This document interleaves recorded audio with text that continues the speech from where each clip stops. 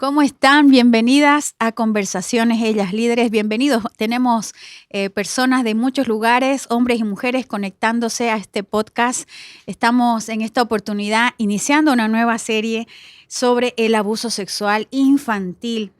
¿Puede tocar nuestras vidas el abuso sexual? Y para este tema hemos invitado a dos personas que conocen de este asunto tan delicado, tan sensible para todo el mundo. Ellas son Marta Justiniano de Ardaya. Bienvenida, Martita. Gracias, ¿Cómo Jimé. está? Muy Muy bien, bien. siempre aquí, Bueno, encantada de Martita, estar con ustedes. sí, Martita, la verdad que es una amiga de Ellas Líderes, parte de Ellas Líderes, y tiene una gran experiencia en consejería por más de 20 años para mujeres, pero también se ha capacitado en consejería infanto-juvenil. También tiene un diplomado en esta área y cursos sobre consejería bíblica en el Alfarero, ¿verdad? Sí. También me contó que había estado cursando algunos temas específicamente sobre este tema del abuso con los pastores Sinali. Y con el alfarero Y también. con el alfarero también. Sí. Entonces, la verdad que Martita va a aportar mucha información valiosa para esta conversación. Y bueno, y tenemos también a Alejandra Ardaya Justiniano, que es, por lo que se van a dar cuenta, es la hija de Martita. Así que hoy es un episodio muy especial, muy esperado, ¿no? Habíamos estado esperando este tiempo hace mucho. Bienvenida, Alejandra. Gracias, gracias. Sí, es emocionante. No pensé estar grabando con mi mamá y justo hablar de un tema que es muy importante para nosotros, ¿no? Sí, sí. Y Alejandra, tienes una vasta experiencia no solamente como psicóloga profesional, sino con trabajos que han sido enfocados en ayudar a personas que han pasado por el abuso y a personas que han sido los agresores, es decir, los victimarios de muchos Sí. niños, ¿no? Sí, trabajé muchos años en lo que es el centro de adolescentes, viene a ser como una cárcel para menores, y ahí trabajé mucho con los agresores. Y antes de eso, por muchos años trabajé con solo las víctimas. Y entonces después ya me tocó llegar a los agresores. Tienes ¿No? ambos lados, ¿no? Sí, exacto. Entonces creo que ambos lados de la historia aportan mucho y enriquecen mucho, porque la idea de esta conversación es no solamente hablar de las experiencias que ustedes han tenido con casos, sino poder también sensibilizar a quienes nos escuchan, a estar alertas, a estar atentos y a ser proactivos, a usar las herramientas que podemos tener al alcance. Y bueno, la experiencia de ustedes nos va a ayudar sin duda. Así que gracias, Alejandra, gracias, Martita, por estar en Conversaciones Ellas Líderes. Y bueno, vamos a empezar conversando sobre conceptos. Vamos a empezar desde el principio.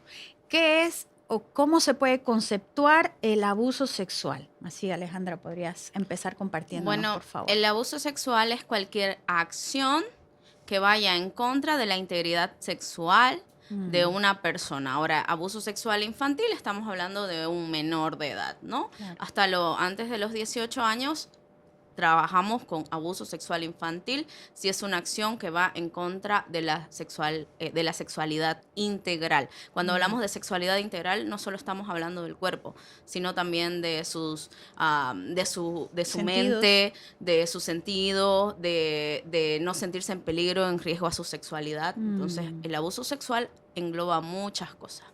Ahora, dentro del abuso sexual tenemos abuso sexual indirecto y abuso sexual directo.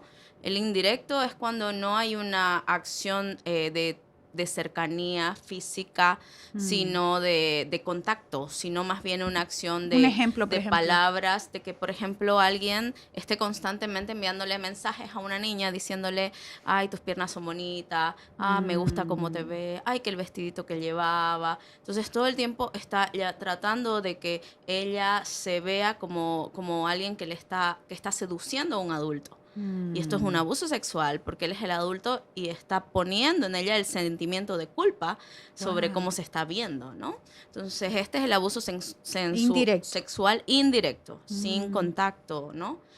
Ahora, el abuso sexual directo es cuando hay contacto. Abuso sexual cuando tocan las partes privadas, es un abuso sexual. Y lo que se llama violación es cuando hay una penetración. No específicamente del órgano masculino o algo, con cualquier objeto es una penetración. ¿no? Entonces estamos hablando, por ejemplo, de que haya un intento de violación. No se dice ya abuso sexual, se dice intento de violación, porque ya fue mucho más allá. Y esos términos han cambiado con el tiempo, ¿verdad? Sí. Porque ahora con la tecnología, el internet, todo, o sea, lo que hablas de simplemente un mensaje, lo que puede causar o provocar, o dónde llega un mensaje, entre comillas, inofensivo, puede llegar Exacto. a, bueno, ahora ya se conceptualiza de esa manera. Porque Sí, ese y ya es un estamos abuso. hablando solo términos legales, ¿no? Porque en realidad, hablando a profundidad, emocionalmente, mentalmente, el daño es el mismo. Es como te ahogas con un vaso de agua o te ahogas en una piscina.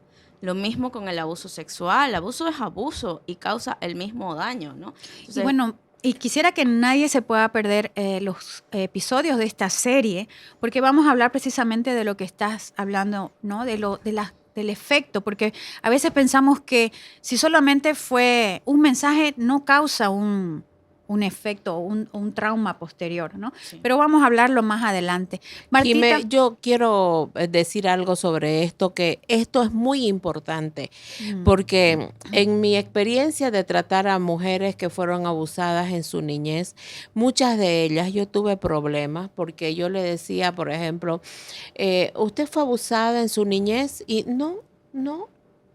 Y tenía los síntomas y todo. Y al principio yo tuve que cambiar de estrategia. Porque no tenemos un error en el creer en el concepto. ¿Por qué? Porque abuso, ¿qué le indica la palabra? claro, que alguien la Que es a la agarró y fuerza, ¿no es cierto? claro.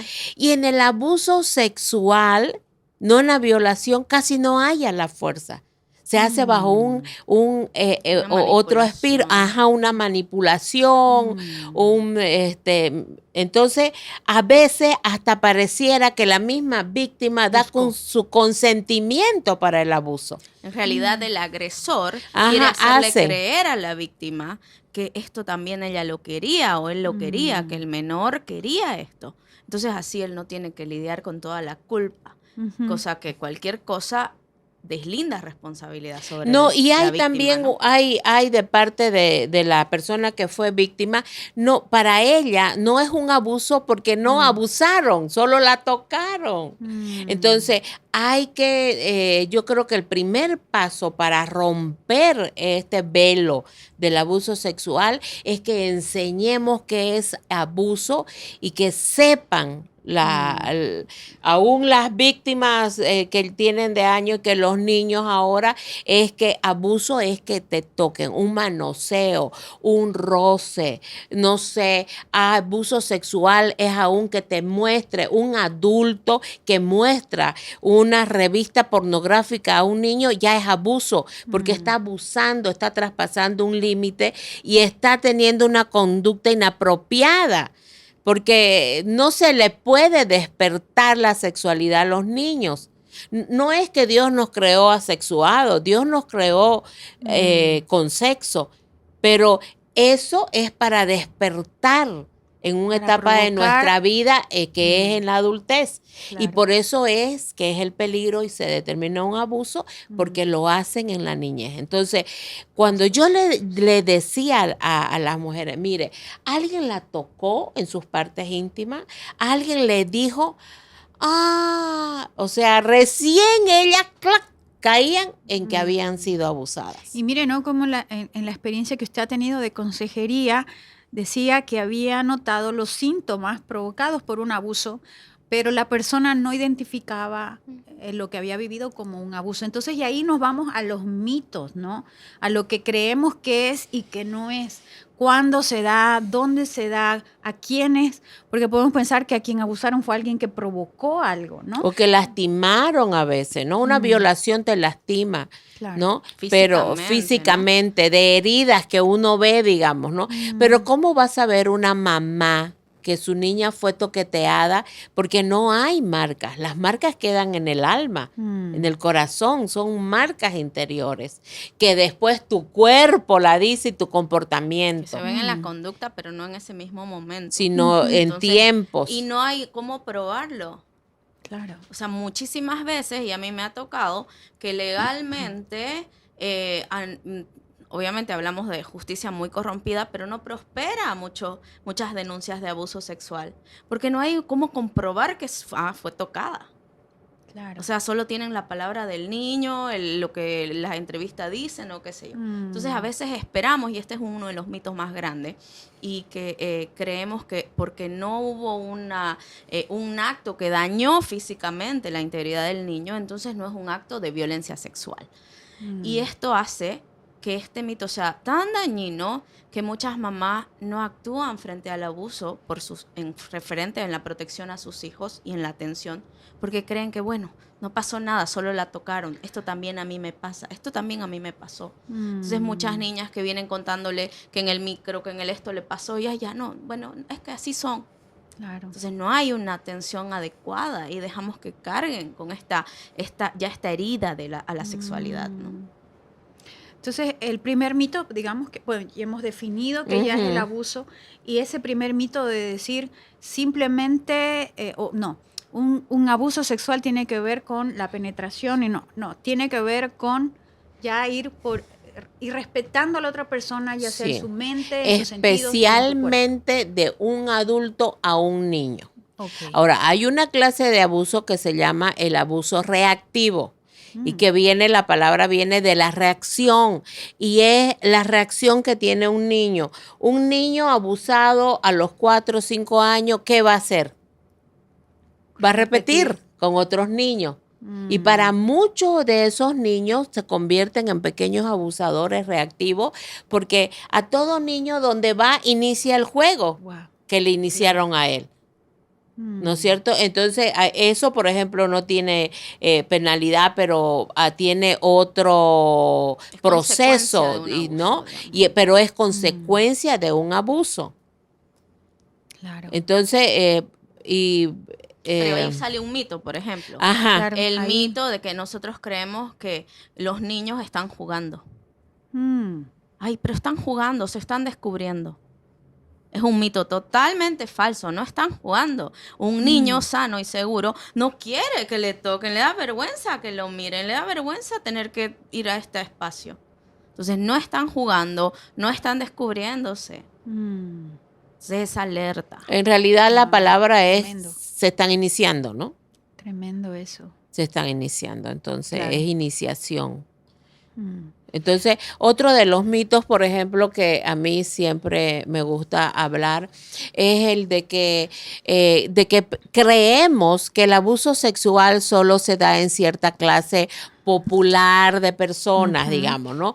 De los barrios pobres, en las zonas rojas, Claro. que en los ricos no hay abuso, y que los abusadores siempre son las personas que están afuera de la casa. Porque nosotros queremos proteger a nuestro hijo del borracho, del que está allá, del que habla malas palabras, pero a veces no les enseñamos y no sabemos, en nuestra ignorancia, de proteger a nuestros hijos de las personas que están adentro. Entonces, el mito es ese, que creemos que los de afuera son los abusadores y que solo sucede en los pobres. Pero resulta que las estadísticas dicen que el primer lugar de los abusadores los ocupan los padres y los padrastros, los que están viviendo cerca. Los terceros son los abuelos y después los tíos. O sea, entonces, aquí hay 3 mitos en que uno. estamos desenmascarando, ¿no? El primero, que esto solo sucede en situaciones de riesgo. O sea, en zonas marginales o familias disfuncionales. No sucede así. El segundo, que decía que era que esto solo sucede con personas desconocidas, o los locos, la gente peligrosa de afuera que no conozco. Y no es así. Como decía, esto lo hace, está dentro de las casas, y aquí es importante entender la estrategia del abusador. El abusador nunca va a ser un abusador el que no tiene un vínculo con el niño.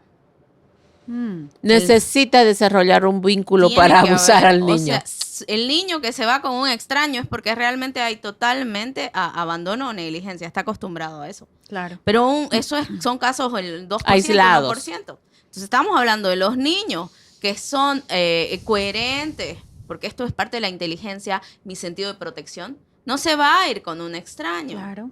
Entonces esto es importante, no es que fue un extraño el que lo abusa, es gente que tiene un vínculo. Y aquí va otro del tercer mito, que es el que la familia no abusa. Ujú. Y es un mito muy dañino, porque los casos de agresiones los ocupan padres, como decía, padres, padrastros, hermanos, abuelos. Y estos datos te ponen en alerta y en alarma y te pueden, no sé, al tener hijos, bueno, mejor los encierro y no los dejo salir, digamos. Pueden ¿no? aterrar, Te aterrar, pueden ¿no? Llevar a una relación no saludable, inclusive con tu entorno cercano, ¿no? Entonces, aunque son datos, porque estos son datos estadísticos, claro que ¿no? sí. No podemos decir, no sucede No siempre. son inventos. No son inventos. Sí. Pero bueno, me imagino que en la conversación también vamos a ir dando guía y a las personas que nos escuchan para que no vayan al otro extremo de también aislar, ¿no es Claro, cierto? Porque no. podemos caer en eso. No, o sea, en realidad aislar y control no es protección, ¿no? No es exacto. Creo que eso sería un otro mito que tal vez como exacto, papás puede de ser, niños sí. y de jóvenes adolescentes. Aislar y controlar no es protección, exactamente. Y en esto tocaste un punto muy bueno, que actualmente los abusos han cambiado. Ahora la estrategia del abuso sexual no viene a ser solo esta de la que nosotros venimos experimentando, sino que este año en pandemia y después de pandemia, ahora los abusadores se esconden en perfiles en internet, en las redes, y se hacen pasar por niños de la misma edad que otros en los juegos en línea. Y a través de estos juegos en línea comienzan a chatear, a conectar, a que juegan juntos, a que hacen equipo. A ganar la Comienzan, confianza. así es, la misma estrategia, pero ahora entender que esta es la zona de peligro. Entonces, ahí está el mito de que mi hijo está todo el día en mi casa y yo lo cuido, yo lo veo. Yo lo estoy mirando, pero... Claro, esto realmente puede llegar a traumar a un papá para proteger y cuidar, pero tenemos también un recurso espiritual que encontramos en Dios, que Él, creo que para esto es que creamos estos momentos de conversación, porque tenemos que ir a encontrarnos con la verdad, con la protección de Dios y también con la realidad que trae el abuso y también el diablo a través de esto en nuestro entorno, en nuestra sociedad. Y creo que es muy oportuno toda esta información. Tenemos datos estadísticos, tenemos información de cómo prevenir, vamos a hablar de eso más adelante, pero tener en cuenta que estas mentiras que estamos desenmascarando nos pueden poner en una alerta que nos lleve también al equilibrio y a la sabiduría. Sí, en ¿no? realidad es como, no es estar en alerta, No, es ser consciente, Exactamente. ¿no? Sí. Porque cuando vos estás en alerta, vos andas con miedo. Y el miedo no te lleva a nada bueno. El miedo es del al enemigo. menos me pasa a mí, cuando más en alerta estoy, más peligro. Porque ahorita con esta sí. información un poco me Sí, asusta, me imagino que ustedes también. Pero ahí va, es que hay varias herramientas, digamos, ¿no? No podemos lanzar la información sin darle herramientas y sin hablar después, que lo vamos a hacer, sobre prevención, ¿no? Porque lo que es un mito que hay que sacar de la cabeza del papá y de la mamá es que no le va a pasar nada a su hijo porque ella lo va a cuidar. Esa es la peor mentira. Y si yo como mamá creo eso, mi hijo está en un serio peligro. Porque yo no estoy, nadie en la vida real puede estar las 24 horas con su hijo y no soltarlo. Claro. ¿No? Entonces, ¿cuál es la mejor prevención? No es que yo lo cuide, es enseñarle a ese niño a cuidarse a sí mismo y a enseñarle qué es el abuso, a hablarle sobre el abuso, a hablarle sobre cómo puede pasar y qué es lo que él tiene que hacer. No, y entra otro mito muy importante que me hizo recuerdo, y es el que muchos padres, y especialmente en esta esfera que nos movemos, de la esfera iglesia cristocéntrica, en el que si le hablan a mi hijo de estos temas, ellos van a despertar. Ay, sí. Es un mito súper dañino en el que no quieren hacer educación sexual, no quieren hablarle a sus hijos sobre esto para que según ellos tengan no tengan esta información, así Porque no eso los va a pueden, despertar. no pueden sufrir nada de esto, digamos, ¿no? Claro. Entonces, Los estamos haciendo más bien más Exacto, vulnerables. más Sí, débiles más ante peligroso, esto. porque si nosotros que tenemos la voz de Dios no le hablamos, la voz del diablo les va a hablar. Todo lo que no educamos, afuera alguien lo va a distorsionar. Y bueno, hablabas de las redes sociales, de los juegos en línea, del internet, porque inclusive aún en los dibujos animados, Sí, ahora encontramos una inducción hacia el despertar de la y sexualidad, a la hipersexualidad. hipersexualidad, exactamente. O sea, ahora es imposible que nosotros como papás creamos que nuestros hijos no son sexuales, porque el ser humano nace sexual y la sexualidad se vive desde el momento en que nacemos, solo que se va viviendo en etapas. En etapas es lo sano, ¿no? Ellos experimentan su sexualidad escogiendo su ropa, hablando con sus amigos, decidiendo si se juntan con una amiga o un amigo. Es parte de la sexualidad de cada persona. El problema es que nosotros y este es un mito, que nosotros relacionamos la sexualidad con sexo, o sea, con relaciones sexuales. Y no es así. La sexualidad es todo el cuadro integral que yo tengo, que va juntamente con mi identidad a reflejar quién soy yo. Es la manera en cómo yo reflejo lo que soy. Claro. Entonces no tiene que ver con relaciones sexuales. Relaciones sexuales es una manera de disfrutar, ni siquiera mi sexualidad, una relación de pareja. Porque ya se disfruta sexualidad con pareja todos los días. Esto es una manera de disfrutar una relación de pareja, ¿no? De una intimidad. Sí, porque uno de los mitos también y que tenemos que hacer es sacar el tabú que hay sobre la palabra sexo. Por ejemplo, Jimena, si yo le pregunto a usted, ¿usted tiene sexo? Sí. Sexo femenino. Ah, ahí está. Pero ¿sabe qué? Cuando Sí, uno tiene pregunta, usted a los jóvenes o al dice, ¿usted tiene sexo? Y, o sea, se pone ¿Quiere que porque le diga? rápido Claro. la mente se va al asunto del acto sexual. La palabra sexo con el acto sexual son dos cosas muy diferentes.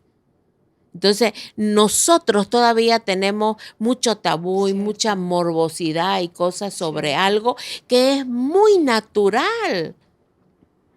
Para la sexualidad para Dios es muy natural.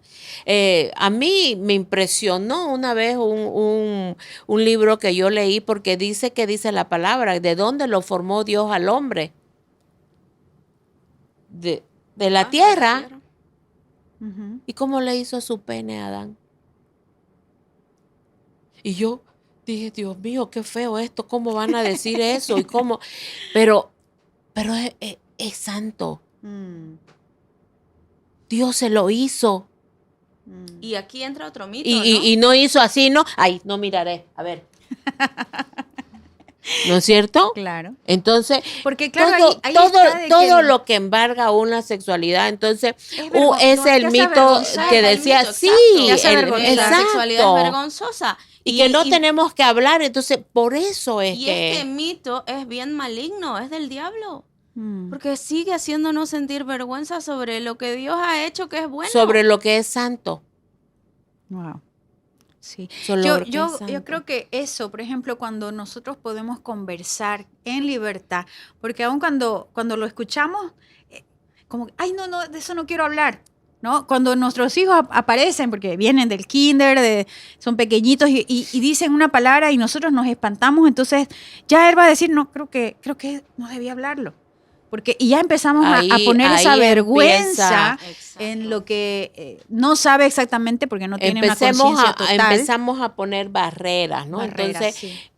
La primera impresión es que el niño recibe, wow, yo mejor de esto no hablo. Sí. Entonces, cuando sucede algo, menos niño, aún va a hablar. ¿Cómo va a decir? No está preparado. Entonces, hay muchas cosas que tenemos que destruir para poder romper esto y llegar, ¿no? Y específicamente que yo creo, porque nosotros siempre, si usted se da cuenta, los adultos les echamos la culpa a los jóvenes. Ay, no, es que ahora, ese es otro mito también. Es que ahora los jóvenes, por eso es que es así. Juventud de hoy. La juventud de hoy, oiga, Yo atiendo mujeres que tienen 60 años y fueron abusadas a los 5, o sea, hace 55 años. Por la Y juventud ya de hace 65 años. No, y si hablamos de Exacto. las anteriores eras, o sea, las cosas, los mecanismos de tortura eran estas. Y estaban acostumbradas a las torturas maquiavélicas Sí, y todo eso. Entonces no entonces- es algo de ahora. Esto es de antes. El problema es que el mundo ha crecido y ahora se reproduce esto mucho más. Porque son como virus las conductas Y nosotros malas, ¿no? no hemos roto lo que tenemos que romper en nuestro interior. Y- Los padres, los adultos. Y también creo que hay otro tema importante, que cuando hablamos de abuso sexual, siempre hablamos de que eso le sucede a las niñas. Sí, Ese es otro mito. ese es otro tabú. Que es fácil, digamos, que una niña, también por el machismo, la cultura, haga que siempre la niña tenga que tener vergüenza. No, el niño no. El niño tiene que Sí. ser No, y bien las madres y los macho, padres bien fuerte. protegen más a la... Es No nos niñita, la damos pueden cuenta, abusar. aquí nosotros mismos volvemos a los niños agresores. Mm. O sea, no, vos tenés que tener tu corteja y ya le agarraste la nalga y ya hiciste esto y ya volvemos a los niños agresores y los hacemos a creer que estas conductas son normales. Y entonces dejamos a las niñas sintiendo, aquí entra eso de, no me hizo nada porque es normal que me haga eso. Claro. Si mi papá se lo dice a mi hermano. Claro. Entonces nosotros mismos hemos deformado todo esto y los hemos expuesto a nuestros hijos a que sean víctimas de cualquier abuso, ¿no? Y en la actualidad, por ejemplo, se están rompiendo muchas de las estadísticas. Eso ha cambiado. Antes o es que no se confesaba o no salía a la luz, pero casi no habían varones abusados. Actualmente las estadísticas han... De los varones. Sí, Alejandra trabaja con nosotros en el comedor y durante muchos años Alejandra ha atendido a más niños abusados que niñas O abusadas. sea, estadísticamente ahora de cada 10 niños, 7 abusados, 7 son niñas y 3 hombres. Eso era antes. Y ahora la estadística está casi igual por igual. Y en la época de la pandemia hubieron muchos cambios y la estadística había cambiado de 7 eran hombres y 3 eran mujeres. Entiendo. Pero también viene por este lado que eran más niñas las abusadas y los abusadores eran adultos varones. Ujú. Entonces, quiere decir que un varón que ha sido que ha abusado es porque ha pasado también por abuso. Claro que sí. Ese Alguien es le ha otro mito. despertado. Ese es otro hacia mito que eso. tenemos, ¿no? Que el abusador es un enfermo, que es obviamente, pero hablamos de un enfermo que lastimosamente nació así. Mm. Y no es así. Sí, existen los pedófilos, claro que sí, por favor. Pero también existen las personas normales que fueron abusadas y que al no recibir nunca una atención adecuada y lastimosamente al abrir Terminan- puertas espirituales en lujuria, en estas enfermedades sexuales internas, terminan abusando a otro. Entonces, si estamos hablando de un niño que hace un abuso reactivo, tiene 8 años y abusa de otro niño, pero bueno, es un abuso reactivo, es cosa de niño. Es un juego, Nadie dice dice uno, nada, es un ¿no es? juego. Y el niño se convierte en adulto y cuando acuerda tiene 16 años y abusa de otro y abusa de Y sigue otro. con el fuego. Con Pero el juego. nadie lo atiende Ujú. porque es menor, o sea, no pasa nada, no es, ¿qué vamos a hacer? Es cosa de chicos, los querían ellos. Pero ya cuando él es adulto, ya no va a buscar a un adulto porque no tiene poder para ir con un adulto a hacerlo. Va a ir buscar a niños para hacer su abuso reactivo. Ujú. Mm. Esto le llaman los abusadores de cuello blanco. Porque al parecer son personas normales, casadas, con familia, con hijos. O sea, usted nunca podría decir que él es un abusador o que el abusado. Porque como le digo, el mito dice, ¿no? El borracho, el que habla malas palabras, el drogadicto, Podemos sospechar de ¿no? ellos, De sí. ese, pero de este no. Pero se llaman los abusadores de cuello blanco, ¿no? Y también una de las cosas que dicen, por ejemplo, los Cinelli, es que un abusador puede abusar hasta de 300 niños en su vida. Wow. O sea, 300 víctimas. Y estás hablando que si esas 300 víctimas la multiplican, entonces estamos en una epidemia de abuso sexual. Ujú. Porque, bueno, no es como que va, abusa de un niño o de una niña y bueno, busca otro. A veces es recurrente, Claro, porque la en estadística realidad, también. Si ya, es hay una estrategia aquí, ¿no? De convencimiento, de Ya es seducción. habitual. Si ya yo te logré abusar una vez, Va a pues ser- ya yo establezco una estrategia de amenaza donde yo sé que puedo ir a abusar cada vez que quiero. Porque ya se estableció esta dinámica de agresor-víctima. Me es muy difícil buscar otra víctima. Oh, tengo que trabajar otra vez mucho. Entonces yo voy a la víctima que ya tengo disponible y a la que sé que no ha hablado.